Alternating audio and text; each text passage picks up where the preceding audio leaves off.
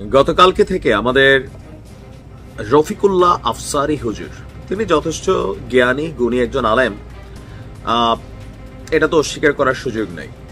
But আলেমদের মধ্যে মাঝে মাঝে একটা অদ্ভুত রোগ কাজ করে, আমি দেখছি এটা হয়। হঠাৎ করে তারা ওয়াজের মাঠের মধ্যে এমন এমন তেলবাজি বা আতলামি অথবা শত্রুতাপূর্ণ কথা তৈরি করে ফেলেন, যেটার ফলে হয় কি, ওয়াজের মাঠে ওনাদেরকে বাধা দেওয়া হয়, মাঝে মাঝে অত্যাচার করা হয়, মাঝে মাঝে জেলও খাটতে হয়। তবে তেলবাজি যে সবাই পছন্দ করে না, এটা হয়তো রফিকুল্লাহ আফসারী হুজুর তিনি হয়তোবা বোঝেন নাই।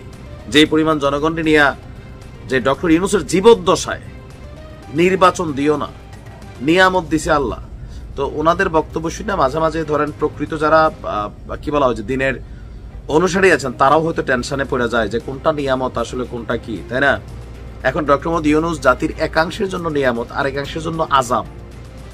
জাতির মধ্যে এই বিভাজনটা আছে না, আছে, এটাই বাস্তব। এখন ধরেন কালকে তারেক রহমান আসলো, তা আবার ওনার নিয়ে তিনি বলার শুরু করলেন যে এটা নিয়ামত। কালকে আবার শেখ হাসিনা আসলো, আবার বললো যে না শেখ হাসিনা নিয়ামত। তো এই হুজুরের বক্তব্যের ভ্যালু থাকবে? যাই হোক, এত বক্তব্য দেওয়ার পরে ডক্টর ইউনূসের এই মুহূর্তে মুখের ভাষাকে যিনি গণমাধ্যমে পৌঁছায় দেন, তার নাম কি মোহাম্মদ শফিকুল ইসলাম, প্রেস সচিব হিসেবে যিনি আছেন, তিনি আপনার কি বলা হয় যে রফিকুল্লাহ আফসারী হুজুরের যে ভিডিওটা তিনি এটা শেয়ার করেছেন। শেয়ার করে তিনি একটা ক্যাপশনে একটা লেখা লিখছেন। তিনি লিখছেন যে না, অন্তর্বর্তী সরকার মানে আল্লাহ তুমি ডক্টর ইউনূসের জীবদ্দশায় নির্বাচন দিও না, এই শব্দের পরে তিনি লিখছেন না, অন্তর্বর্তী সরকার এই বছরের ডিসেম্বর থেকে আগামী বছরের জুনের মধ্যেই নির্বাচন করবে।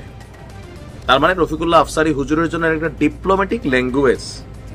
এরকম অনেক হুজুর আছে, আমি কি বলছি যে তারেক মনোয়ার হুজুর যেই পরিমাণ সুৎখুর ডাকছে ডক্টর ইউনূস রে, এখন কিন্তু এগুলো ডাকে না। ইভেন ওনার গ্রামীণ ব্যাংক সহ অনেক কিছু নিয়ে ওনারা সমালোচনা করছে। জামাতের যে অনেক বড় নেতা, অনেক হুজুর আছেন এত বছর ডক্টর ইউনূস রে নিয়ে, গ্রামীণ ব্যাংক নিয়ে সুদ, মহিলাদেরকে ঘর থেকে বের করে আনা, রসাইয়া চিপাইয়া রস বের করছেন, তাদেরও এখন ভাষা পরিবর্তন হয়েছে। তাহলে তাদের বক্তব্য কোনটা সঠিক, আগেরটা নাকি এখনেরটা? আমরা কোনটা মাইনা নিব? একই মুখে এত রঙের বক্কর চক্কর কথা কইলে, ভাই দেখেন রাজনীতিবিদরা বলবে, এই জন্য এদেরকে মানুষ খুব বেশি পছন্দ করে না। কিন্তু যারা আলেম ওলামা বা ধর্মীয় পণ্ডিত, হিন্দু, বৌদ্ধ, খ্রিস্টান, যে ধর্মেরই হন, আমি আবারও বলি বিনীতভাবে, আমার কথা যেভাবে নেন, রাজনীতি আর ওয়াজের মাঠ এটা আলাদা জিনিস হওয়া সবসময় উচিত। সব সময় যেটা নিয়ে আওয়ামী লীগের সময় উত্থাল পাতাল হয়েছে, একই ঘটনা বিএনপির নেতারা ঘটাইছে কিনা ঘটাইছে। তো আমাদের এই হুজুররা মাঝে মাঝে পেজগুলা লাগান।